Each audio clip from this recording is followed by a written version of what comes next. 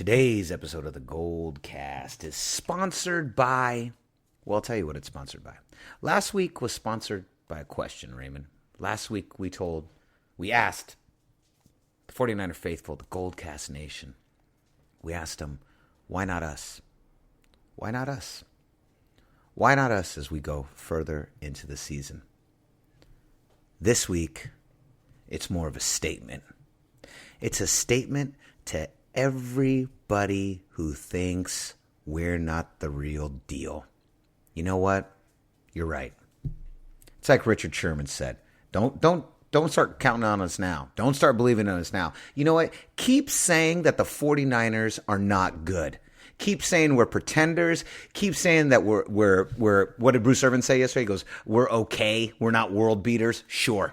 We're not world beaters. Keep saying that. Keep saying that we're a fluke. This is all just, I don't know what it is. Is it in your imagination? Is it not really happening? Go ahead. You all keep saying that. And 49er faithful, when someone comes up to you and says, you know what, the 49ers are fake, like the Chiefs fan who came up to me who said it yesterday, oh, 49ers, they're pretenders, bro. Y'all are pretenders. You know what? I was literally sitting with another 49er fan, and we looked at each other, and we almost did it unanimously, like, yeah, you know what? He's right. Yeah, isn't he right? He's right. Yeah, we're fake. We're not real. So you know what? They want to keep saying that. Keep hating, keep doubting, keep saying this isn't real, because all that does is add fuel to the fire. So that's it. That's my thing. This episode is sponsored by that. Someone wants to come up to you and tell you that the 49ers aren't real. Your response is, yeah, you're right. Sure. We'll just keep winning games. That's no problem. We'll just keep winning games on our not real road, on our pretend road to the playoffs. Anyways, Raymond, before we get started, why don't you let them know where can they find us? You can like us on Facebook.com/TheGoldCast, and you can also follow us on Twitter at @the_Goldcast.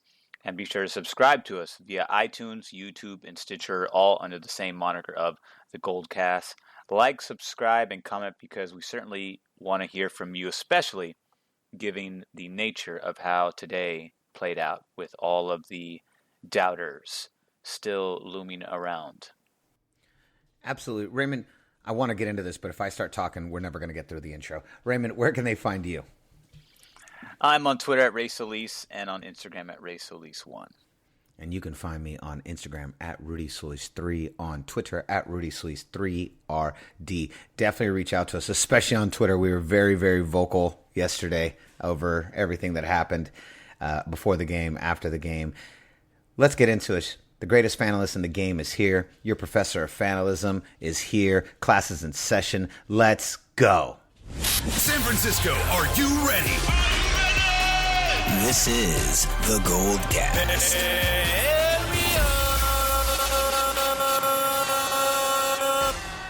Boom! Welcome to another edition of the Gold Cast. We are the voice of the Bay. I'm your host, Rudy Solis III, and with me is my brother, my co-host, Raymond Solis the first, baby. Boom. So, Raymond, I remember at the beginning of the season being told that the Cleveland Browns would be the first real test, and then we destroyed the Cleveland Browns. Then I remember being told, no, the real test is going to be when we play the Los Angeles Rams, and then we destroyed the Los Angeles Rams. And then I was being told that the real test actually was going to be the Carolina Panthers. That's the real test. And then we dismantled, obliterated, destroyed, ripped apart, smashed into the ground, left in the dust for absolute dead the Carolina Panthers yesterday.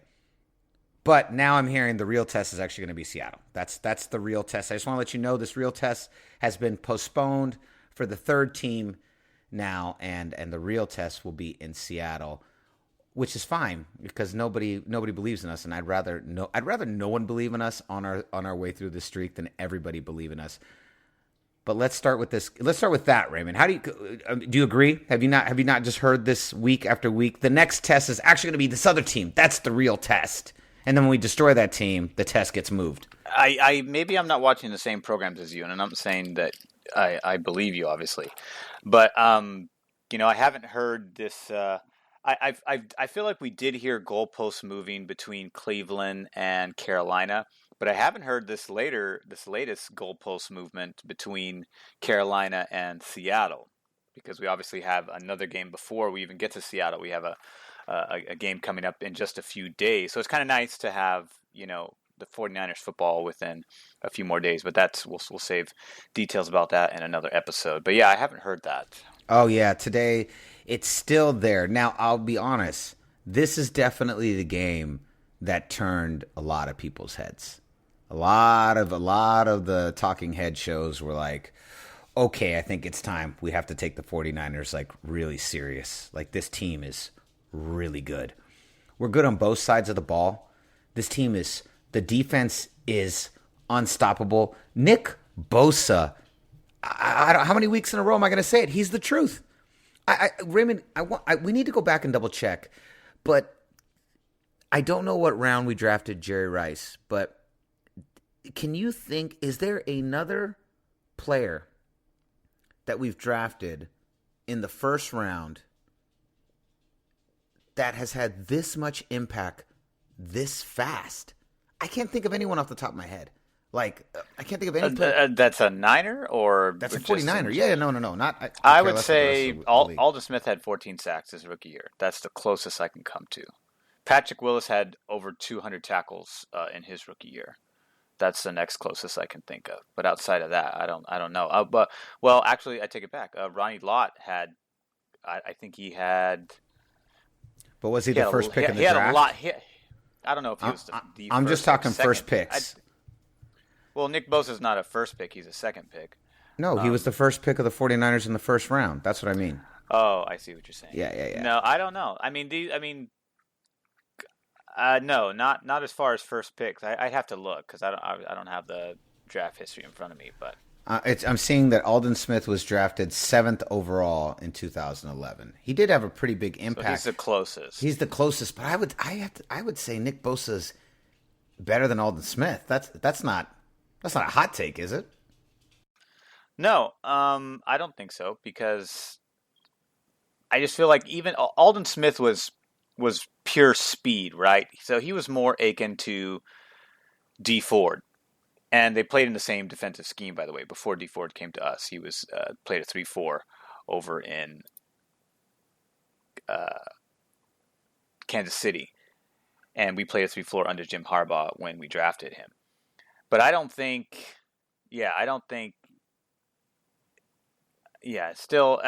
feel like the way that Nick Bosa uses his hands, his ability to read the play and to play against the run, because Aldon Smith's one weakness was he wasn't very good against the run. He was okay, but he was great at just pure pass rushing, especially just getting around the edge, around blockers, and that was kind of his thing. But Nick Bosa's just, I feel like he's on another level because he was groomed so well, basically working on pro technique with trainers throughout his collegiate career, so that by the time he got to the draft and got to the NFL, much like his brother, he'd be ready to go day one. And that's exactly what San Diego has seen out of Joey Bosa, who also had a few sacks yesterday. And now we're seeing it in Nick Bosa. But in my opinion, Nick Bosa looks not only more polished than Joey coming into the NFL. He also didn't have a silly, unnecessary holdout, which is really a thing of the past with rookies these days, because now it's all set based on your draft position. You have set brackets of contracts that are given to rookies based on position and based on your player position and your draft position. But going back to Nick Bosa, I just feel like his hand technique and everything it's on another level, and perhaps that's because he's the youngest or the younger of the brothers, and so he kind of got to see. You get to see it's a different perspective versus Joey, who didn't, perhaps he wouldn't, I don't know if he was working with other relatives, but, when you have a brother and you're hanging out with that brother and you have such a strong influence and you spend a lot of intimate time together, including training, I think it gives him a slight bit of edge coming into, or at least that's the way it appears now, is that now he has this edge in terms of polish, where he looks like where Joey Bosa is today is where Nick Bosa is now in year one. Okay, so let's talk about this. Let's talk about first round draft picks, Nick Bosa, and then this is so much fun. I love this kind of thing. 2007, Patrick Willis was named the AP Defensive Rookie of the Year. Okay, so which is most likely what Nick Bosa is going to get this year. I've just got I'm literally looking at a list of San Francisco's 49ers first-round draft picks. Y.A. Tittle, huge, obviously. John Brody, huge. That 1957, one of the most storied quarterbacks we have. Final game was played at Kezar. He was carried off the field, in this comeback win that he delivered as his final game, and they carried him off the field in Kezar, and that's how Brody retired. I kind of consider the modern era for the 49ers to start with the signing of Bill Walsh, Eddie DeBartolo taking over the team. But this is predates the modern era. These are all, Y.A. Tittle and John Brody are pretty huge names in that era. Ronnie Lott is the 8th pick of the draft in 81. Jerry Rice, 16th pick of the draft. I mean, obviously, I'm talking. He's offense. Guys, I mean, Ronnie Lott was defense, and he did go to the Pro Bowl his first year, and he had 7 picks that year. 3 of them returned for touchdowns, but he was overshadowed by Lawrence Taylor, who also was a rookie that year, and I think Lawrence Taylor won Defensive Player of the Year in his rookie year and a Pro Bowl. Yeah, so that's the question, right? Is that obviously Jerry Rice's career, he is arguably the greatest physical specimen athlete we've ever had, the closest thing to a Michael Jordan at any, in the sport of football. Jerry Rice might be the greatest athlete we've ever had in the sport, just overall at his position. But he didn't start that way. Ronnie Lott had a big year. Obviously, Patrick Willis, same thing. I'm looking through our 80s picks. Ronnie Lott and Jerry Rice are the only ones that really stand out to me. And then if you're going towards the 90s, I mean, you've got some great players Bryant here. Young had a good rookie year. Yeah, Dana Stubblefield too. I like Dana Hall, J.J. Stokes, William Floyd. These are all great players, but I mean, we're just talking immediate impact. Patrick Willis, Joe Staley, both in 2007. Huge pickups, but again, we're just talking about in their first year, the kind of level they picked up. 2014, they call him Mr. Glass, Mr. Jimmy Ward. Our boy in 2014, but not his first year. He got actually a very positive reception when they were announcing players and they were coming out of the tunnel. Yeah. But Nick Bosa's just immediate impact this year is crazy. This might be a question we're gonna have to pose with our boy Candlestick Will. Who is the greatest first round draft pick the 49ers have ever had? That is the question that is a Candlestick Will episode dying to happen. We're going to table that. We're going to let him know. That's going to be our next fun game. We'll have him put a vote on Twitter. Yeah, what everyone thinks. But anyways, all right, let's get to this though. Let's get to the game. Let's get to the fun stuff. Nick Bosa was incredible. Tevin Coleman, I said this at the beginning of the season for both fantasy and real life. I thought Tevin Coleman was going to ball. Then he got hurt. He was out. Then he came back. And guess what? Now he's balling. He is so fast. He's so elusive. But then we've got a whole running back by committee back there that so many of the other guys are equally as talented. It's crazy. The depth that this team has now is insane. This entire game, as far as just the breakdown of it, 51-13. I mean, the only teams that do that are pretenders. No real team can put up 51 points. Only pretenders put up 51 points. Yeah, that only happens in Madden football. Yeah, exactly. This isn't real. Carolina scores 3 points in the first quarter, 10 points in the third, and never scores in the second and fourth. The 49ers go 14 in the first, 13 in the second, 14 in the third, 10 in the fourth. Double digits for 4 straight quarters. We've got, just go down the list. 24 first downs, 12 passing first downs, 10 rushing first downs. Very even. Very balanced for the most part. Third down efficiency, 5 of 10, 50%. That's fantastic numbers. Did you know we have equal amount of plays? 63 plays. And look at the difference. 51 points come out of us, 13 points for them. Total yards, 388. Total drives was 15. Yards per play, we're averaging 6.2 in this game. 156 passing yards. You know what I was realizing? I was realizing this. Oh, let me go through the stats, a couple more though. Rushing, 232 yards. I mean, it's crazy. The level of what these guys are doing is insane. We had the ball for only 6 minutes longer, but managed to squeeze out 51 points. They managed to eke out 13. This team, on all sides of the ball, the defense is insane. And I'm going to let you really break it down the way you break it down as the greatest analyst in the game. The defense is insane. The offense is so efficient. It's getting better and better all the time. Here's what I think is really interesting about Jimmy G. I haven't heard a lot of criticism about him. There's people are saying a lot of question marks, to which I heard other people saying on the Talking Head shows today, like, question marks? The guy went undefeated in his first season with the 49ers, undefeated in his third now. Like, what questions do you have? Like, the guy is fantastic. I will say something that I haven't heard before. I haven't heard anyone say. This is a rude take. These aren't hot takes, they're rude takes. So my rude take on all this is that what's really interesting about Jimmy G right now is Jimmy G's base level.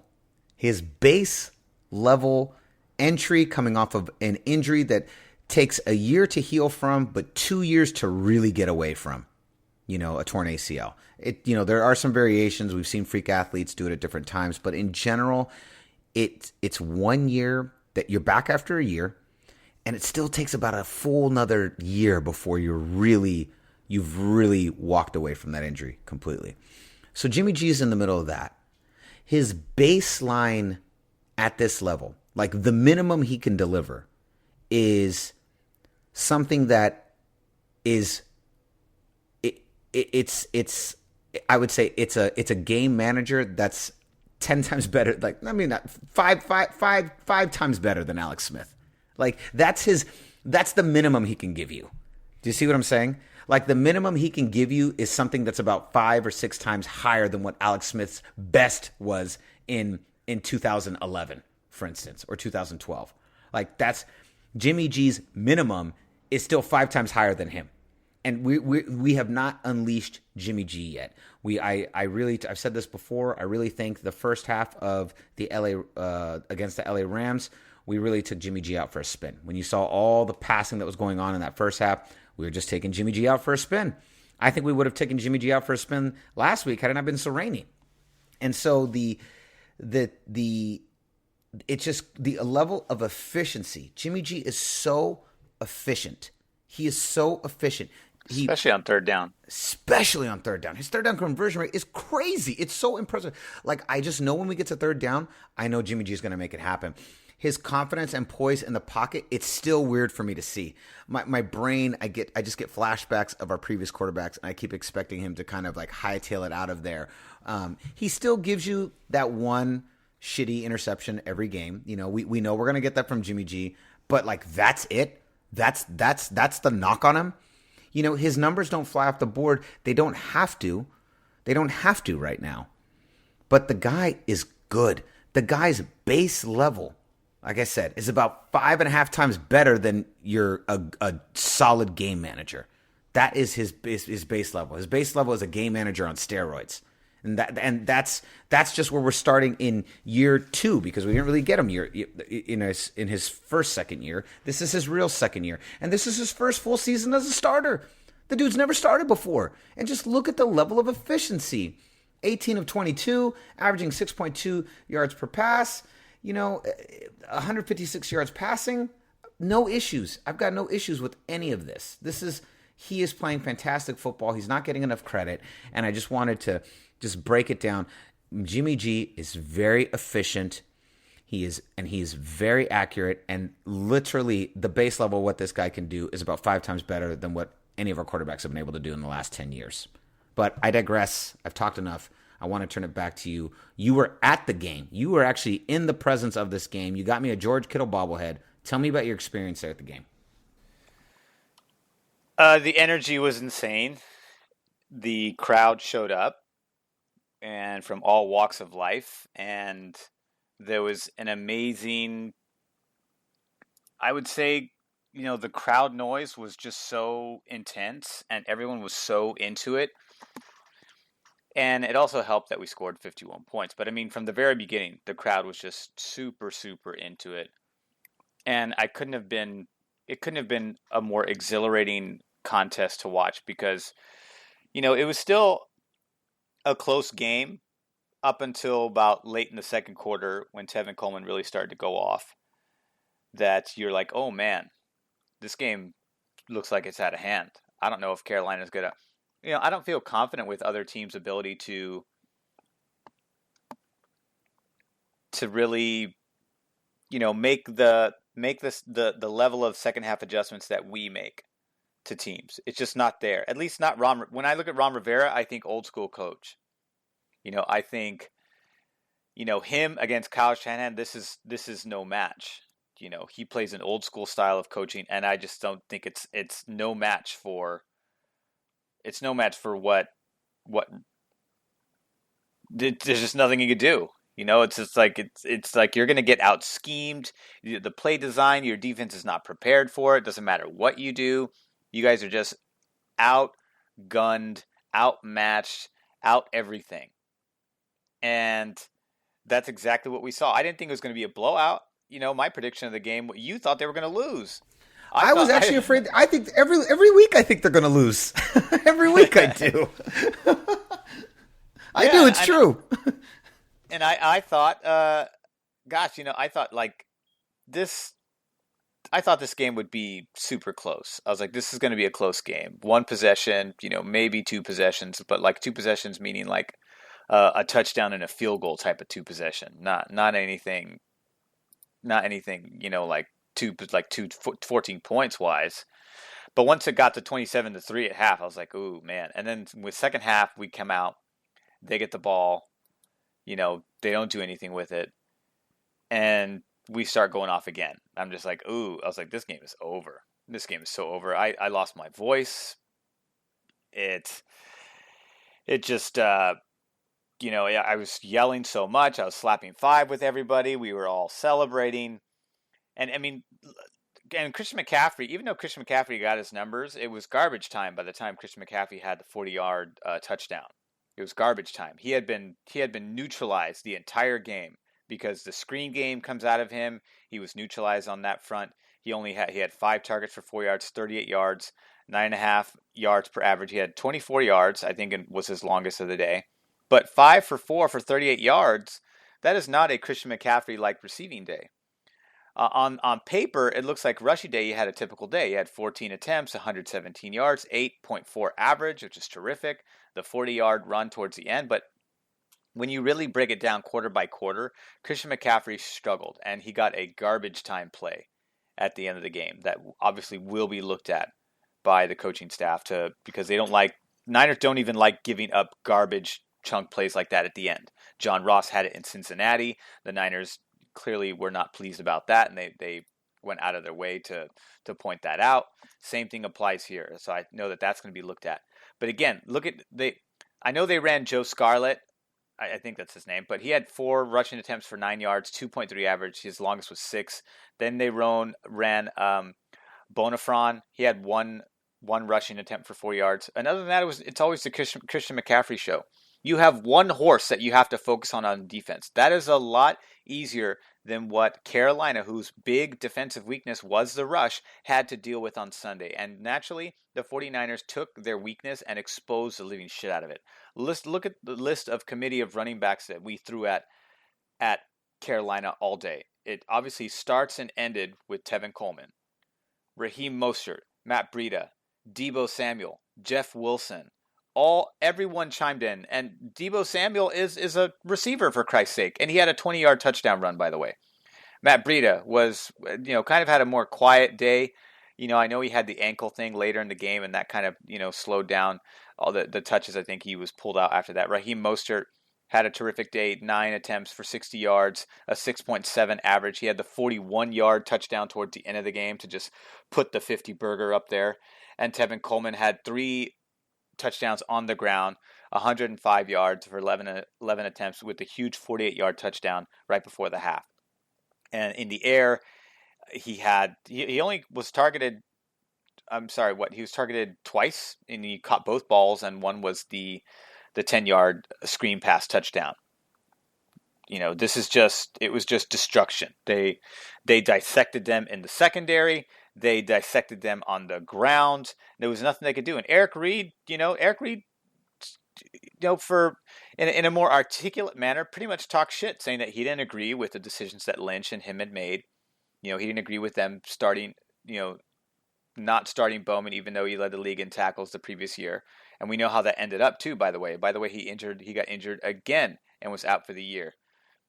So, good insight there, Mr. Eric Reed. Eric Reed didn't like being moved from safety to linebacker because Eric Reed had the size and speed and versatility to play the position. He didn't like it, but he did it. Although I don't think he was very good in that position. Although Kyle Shanahan says he was good.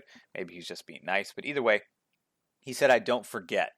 I was like, okay, don't forget what? That the coaches had to make, some calculated decisions to give this team the best chance to win while they're rebuilding. And you don't agree with that, and you don't forget. You don't call it a, quote, revenge game. You just say you don't forget. Yeah, okay. A lot good that did you. You got embarrassed. He got his ass handed to him. That was quite a... I hope you remember this one. Yeah, exactly. You going to remember this one? Because hard to forget this one. I mean, he had one sack. I'll give him that. He had one sack and 3 TFL. So, I mean, on paper, he had a good day. He had 7 tackles. But other than that, that number line, that stat line doesn't amount to anything when the score at the end of the game is 51-13, is my point.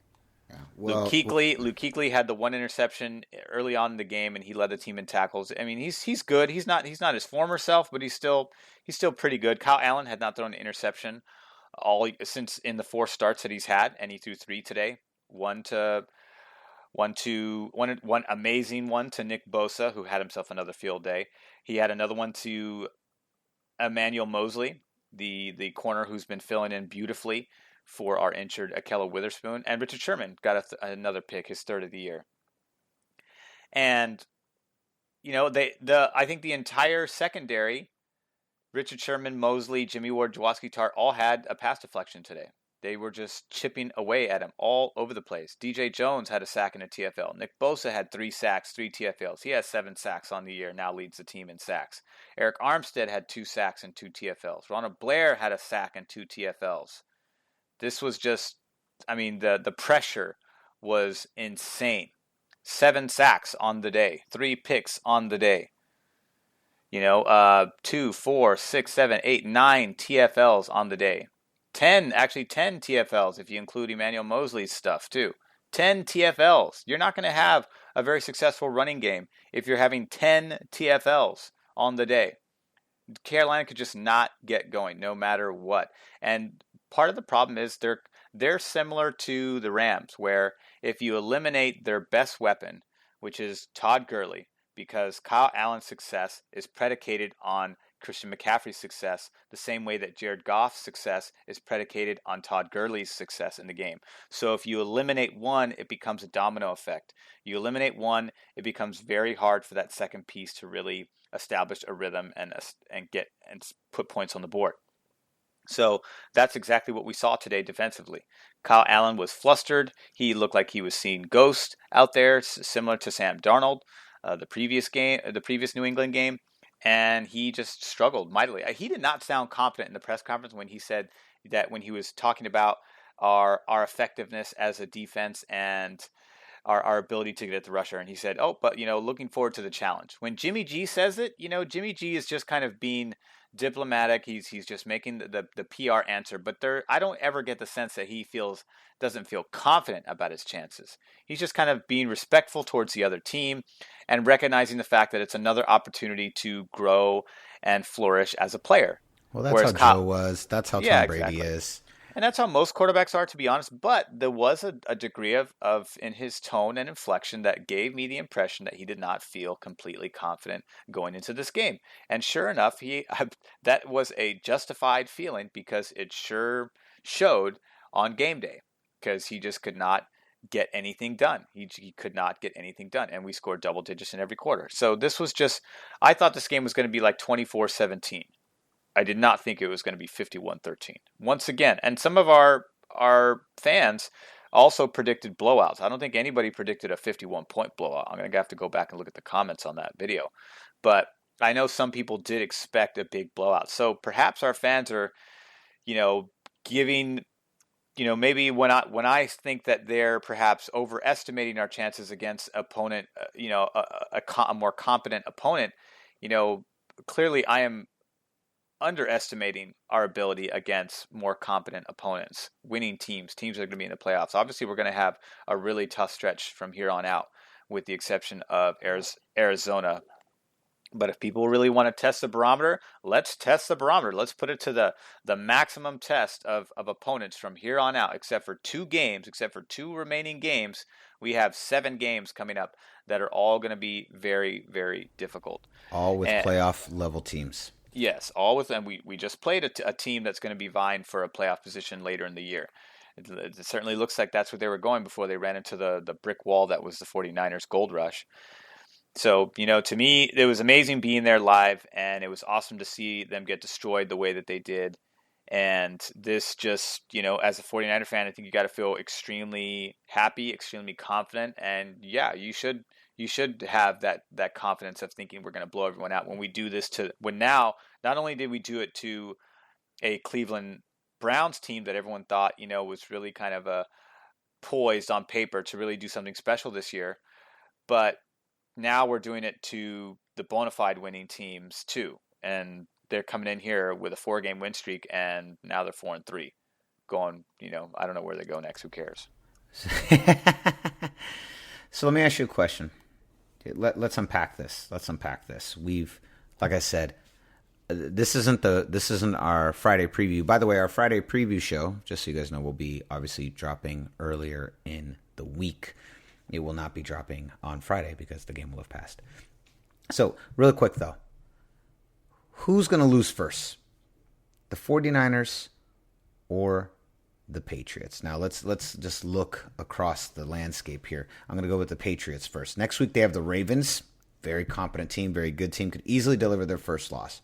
The Eagles, who I thought were a shoo-in for something like that, but now they're just so up and down. A lot of injuries. I really have a hard time being confident. After that goes Cowboys, at the Texans, home for the Chiefs, at the Bengals, home for the Bills, home for the Dolphins. What do you think? They're in Baltimore, they're in Philly at those first 2 games. Well, they've already beaten Buffalo once, who's in their division. And the problem is that Buffalo doesn't have enough firepower on offense to balance out their effectiveness on defense. Mm-hmm. And that's really what separates them from New England. Even though the last time they played and lost against New England, it was still a close game. They just didn't have enough. And it was, one possession game, a very tight game, but it just didn't work. But so to me, it's hard. I think Baltimore has a chance just because it's Lamar Jackson's running there is some of it that runs through the RPO, granted. However, a lot of it is very off script, and he's been very successful. And the Baltimore is the number 1 rushing team in the NFL because A, Mark Ingram has had a very good season, and B, Lamar Jackson's been rushing just as effective as any top tier running back in the NFL. But what gives him an edge is he's also the quarterback. So, and he's running off script, meaning that if the coverage is there, then he's going to take off and run. And by the time he does that, secondary is already downfield. So he has a lot of space to work with, and he has, more than enough agility and elusiveness to dodge the pass rushers who also have to get by their blockers before they have an opportunity to get at Lamar Jackson.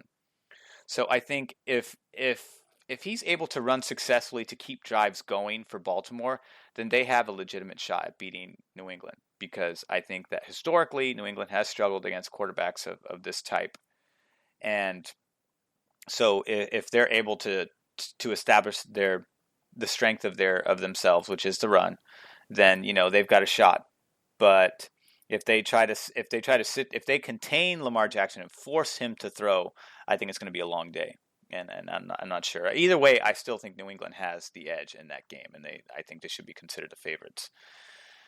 So the problem is if you're able to touch Brady, who's not had all that great of a year, who's largely dependent on his defense to really get them going, then I think you have a shot, because this is a year where Brady looks very much his age is starting to show. In terms of his, and he's always been a very immobile quarterback, but in terms of even how he's moving even less now, and his ball quickness seems to be slowed down a little bit, just a little bit, not like anything to, he's not falling off a mountain, so to speak. He's still a very proficient thrower, but the speed is going to start to dwindle on him. And I think we're starting to see that decline this year more than any other year that I can recall. But it's hard for me. So I think, what were the other games that you mentioned? I think Baltimore's got a legitimate shot. Buffalo, again, has another shot. They've seen him once already. It's a division game, so it's going to be a tight game. So here's what you got. You have here's their murder's row, their version of what we have coming up. Ravens, Eagles, Cowboys, Texans, Chiefs. That's a pretty stacked little run. It is. There. It's not as tough as ours. Not as tough as ours, but that's also, because you've got Dallas, three AFC teams, Dallas and the AFC is just hot garbage. The AFC sucks. It always sucks. It historically has always sucked. It will always suck till the end of time. Eagles are probably too banged up to really give them a fight. I think it'd probably be a fight for maybe a quarter and a half, 2 quarters. Dallas has enough firepower to win that game. I just don't know if they will. And let's see, Texans who else did you Texans mention? are a little up and I'd say down, but Houston, they're good. Deshaun Watson's good. But Houston can shoot out New England. So they put up more points than New England does. Their passing's better than New England, so they got a shot. They do have a shot. And then, of course, Patrick Mahomes should be back. He'll be back by then, and we'll have to see where Kansas City's still a threat. If they're Their defense has really come alive the last 2 weeks. Boy, has it looked much, much better than before. They're finally applying a lot of pressure to the quarterback. They're making it real tough on quarterbacks now. Yeah, they're starting to get their sacks in. Despite their injuries, 2 weeks in a row, that defense has played really strong. Right, yeah. So I don't know. To me, it's between Dallas, Buffalo, and Baltimore. I don't really trust any other team on that list. Okay, maybe KC. Our murderer's row obviously goes, we have the Cardinals this week, and then it goes Seahawks, Cardinals. Again, 3 division games in a row is tough. I don't care how good you are. That's tough. Playing a team twice in 3 weeks is not easy for either team. Then our murderer's row begins. After Seattle, after Arizona, you go Green Bay, Baltimore, New Orleans. That little 3-game stretch is going to be tough. Green Bay, Baltimore, New Orleans. Then we get the Falcons, and then we get some Rams, and then Seattle. This whole second half of the season is going to be very tough. Who loses first, Ray? Is it the 49ers or the Patriots? Or do they both go undefeated, 16-0, into the playoffs only to be dumped out first round because that's too many games in a row to win? I think Baltimore loses first. Wait. I'm sorry. I think New England loses before we do. Do these teams both end the season with at least 1 loss? I think there's a chance we go undefeated, to be honest. Oh, my God. If we went undefeated, I'd have a heart attack. I would have a heart attack. The first team ever to win more than 14 games in a single season, which is the most that any other team had ever done, which was the Miami Dolphins. The Miami Dolphins were the first team to go, the only team to go undefeated and win a Super Bowl. The first team ever to win more than 14 games was the 1984 15-1 San Francisco 49ers that went on to defeat a very young Dan Marino in the Super Bowl, his one and only appearance. He was so shell-shocked, he never returned again. I'm just kidding on that second part. I just made that part up. But that was the first team. That team went 15-1, 1984. I always get the year, because it's always kind of wonky with the years. But the year that we won our second Super Bowl. Pretty sure. I'm not going to look it up. I'm not going to fact check that. I'm just gonna stick with that. Undefeated, Ray. Oh, you give me a heart attack when you say that. I get heart palpitations just thinking about undefeated season. Either way, though, very impressive win. I'm really glad you were there. It was so much fun to watch. I was screaming so loud the entire night. I was screaming so loud and just same. I was here in LA and I almost lost my voice just screaming. I wanted so badly to be home and with you guys at that game. But you all got me a George Kittle bobblehead. I'm very happy.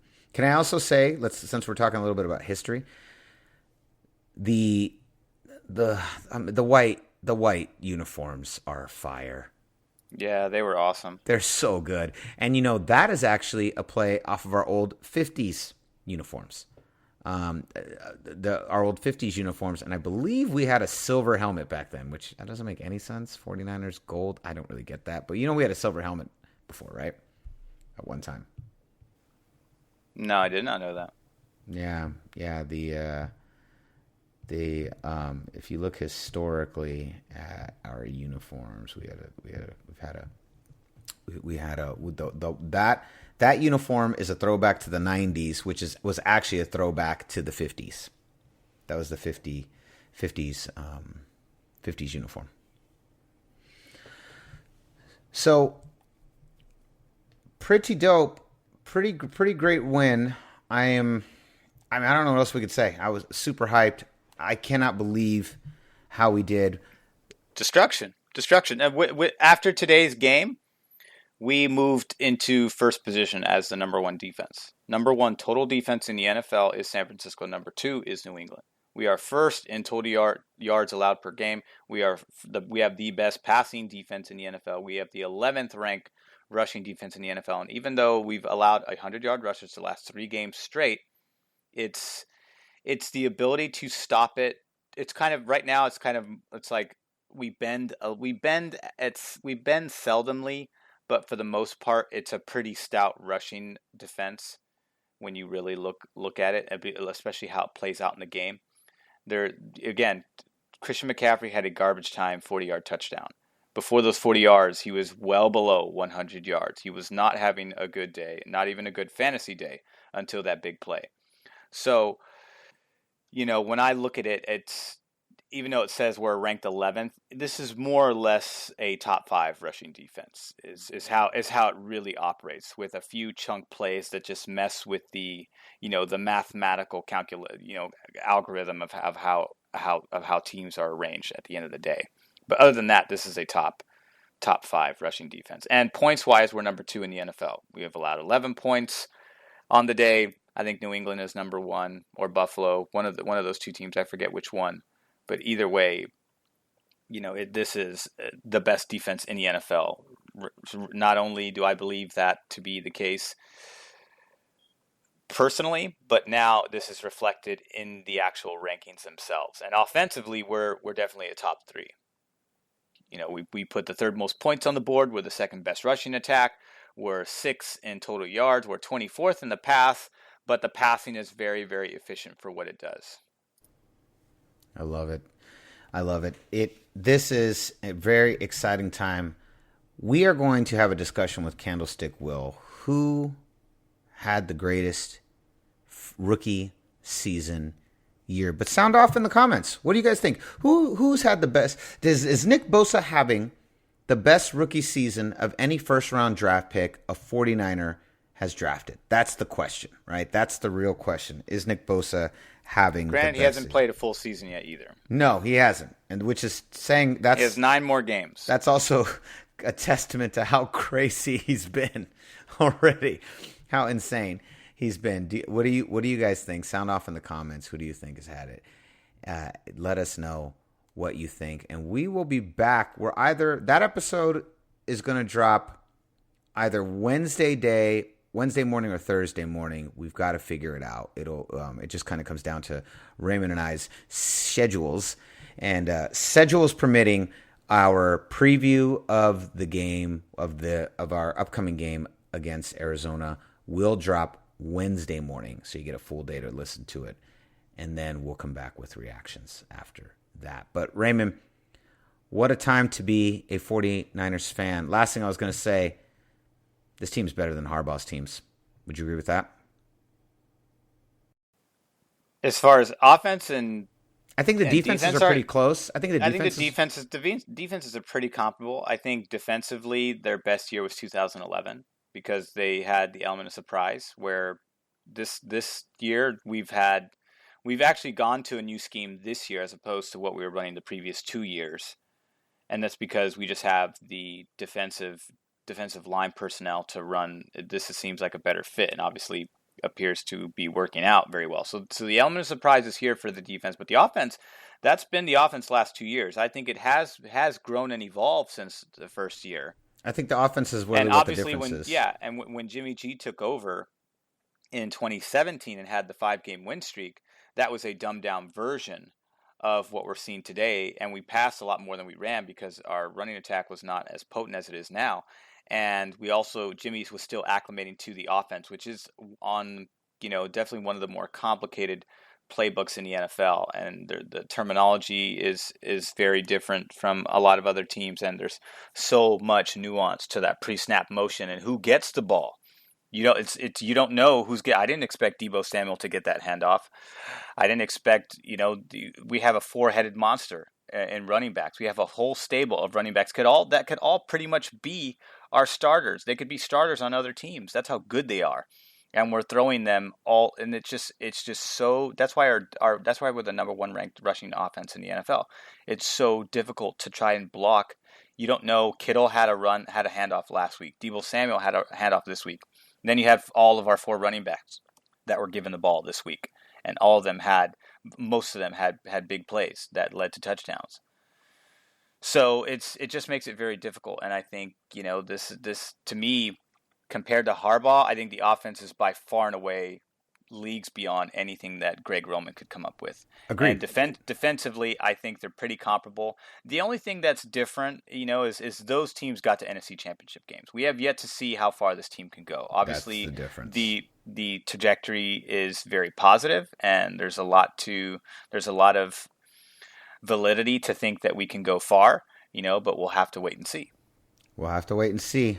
What an exciting time to be a 49ers fan. Also, by the way, I just wanted to note this out. That uniform, this is when your professor of fanalism comes in and starts dropping that professor of fanalism stuff. That black trim that they had, that was a throwback to the 1994 uniform, is based off of specifically the 1955 uniform. The 1955 San Francisco 49ers uniform was the one that introduced the black trim along the number, and they used to wear silver helmets and then sometimes red helmets too. Really weird. The colors were so weird in like the first 18 years of our team being in existence. They were really weird. Like they were all over the place. It's just weird that they're called the 49ers based on the gold rush, and no one thought to put in gold until I think like the 60s. It was like the mid 60s is when they put in the gold, but before that it was silver, red, and white were the colors of the 49ers. So strange. But anyways, yeah, that's just a little bit of history on that uniform, and it looked so good yesterday on TV, man. Oh boy, you should have seen it on TV. That red against the red with the black trim with the white background on the uniform, it was popping, and it popped even better with 51 points, baby. Yeah, it did. They looked great. They did, man. This is really exciting. I thought it was going to be red, but they wore the white versions. Mm-hmm. It looked dope. This is really exciting, and I want to say, you know what? We don't say this enough, and I want to say thank you to the Goldcast Nation. Man, you guys have sat.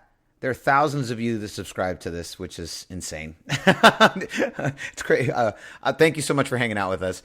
You guys have sat here through the end of the Harbaugh era, through Jim Tomsula, Chip Kelly, through the growing embryonic years of Kyle Shanahan, and we're finally seeing something start to form, and it's just the beginning. I mean, I really hope Jimmy G and Kyle Shanahan this tandem can be here for the next 10 years, and we have many more great seasons to look forward to. But this looks like it's the start of something special, and just thank you to the Goldcast Nation. You guys have stuck by us, stuck with us as we've grown, and all we've ever done in the last several years is get bigger and better and bigger and better. And I think the best years for the Goldcast as a podcast are only ahead of us. It's been an exciting time. And thank you, Goldcast Nation. Thank you for all you guys who reach out to us on YouTube, reach out to us on Twitter, reach out to us on Instagram, and have these football conversations with us. You know, you guys often will spark ideas and get us talking about things which end up in the shows. And I think we owe the Goldcast Nation a huge mailbag, Raymond, very soon. We need to go through and drop all the comments that we've had. A lot of great comments through this season, and we owe you guys a good mailbag. So let's make sure that we do a mailbag coming up, Ray. What do you say? Yes, for sure. Let's do that. And certainly let's take a look at some of the comments that we've gotten the last couple of weeks and see who earns a shout out on the next episode. Hell yeah. So concludes. Which will most likely be our preview episode. Yeah. So concludes another edition of the Goldcast. We are the voice of the Bay. I'm your host, Rudy Solis III, and with me is my brother, my co-host, Raymond Solis the First, baby. Boom! We'll see you next time. Same Goldcast time, same Goldcast channel. Let's go! This is the Goldcast.